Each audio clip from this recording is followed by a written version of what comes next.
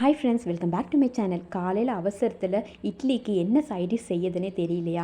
குழந்தைங்களுக்கு ஒரு ஹெல்த்தியான ரெசிபியாகவும் இருக்கணும், ஆனால் அதே சமயத்தை சீக்கிரமாகவும் செய்யணும் அப்படின்னா இந்த பாசிப்பருப்பு சாம்பாரை கண்டிப்பாக ட்ரை பண்ணி பாருங்கள். ரொம்ப சீக்கிரத்தில் சமைச்சிடலாம். ஒரு ஹெல்த்தியான ரெசிபி எப்படி செய்யுதுன்னு பார்க்கலாம். குக்கர் எடுத்துக்கோங்க. அதில் 1 கப்பு பாசிப்பருப்பு எடுத்துக்கோங்க. அதை நான் நல்லா அலசிட்டேன்.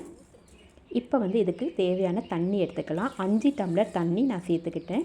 பெரிய டம்ளரில் 5 டம்ளர் தண்ணி சேர்த்துக்கோங்க.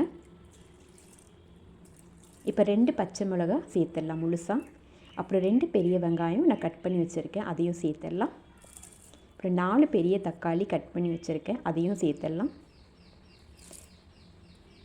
இப்போ காரத்துக்கு 2 டீஸ்பூன் ஃபுல்லாக குழம்பு மிளகாய்த்தூள் நான் சேர்த்துருக்கேன். உங்கள்கிட்ட குழம்பு மிளகாய்த்தூள் இல்லை அப்படின்னா 1 டீஸ்பூன் சில்லி பவுடர், 1 டீஸ்பூன் தனியா பவுடர் சேர்த்துக்கோங்க. காரத்துக்கு ஏற்ற மாதிரி சேர்த்துக்கோங்க.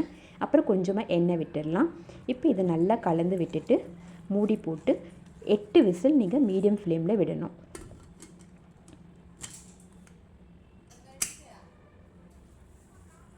இப்போ நம்ம 8 விசில் விட்டாச்சுங்க. இப்போ ஓப்பன் பண்ணலாம். இப்போ பாருங்கள், பாசிப்பருப்பு சாம்பார் ரெடி ஆகிடுச்சு. இதை தாளிச்சிடலாம். ஸ்டவ் ஆன் பண்ணி கடாய் வச்சுருங்க. 2 கரண்டி எண்ணெய் விட்டுடுங்க.